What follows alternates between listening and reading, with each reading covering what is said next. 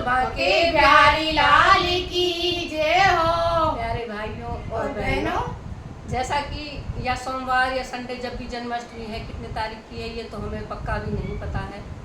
तो लेकिन जन्माष्टमी के लिए हम एक भजन लाए हैं बहुत प्यारा, और चाहे किसी ने भी लिखा हो पर भजन बहुत सुंदर है।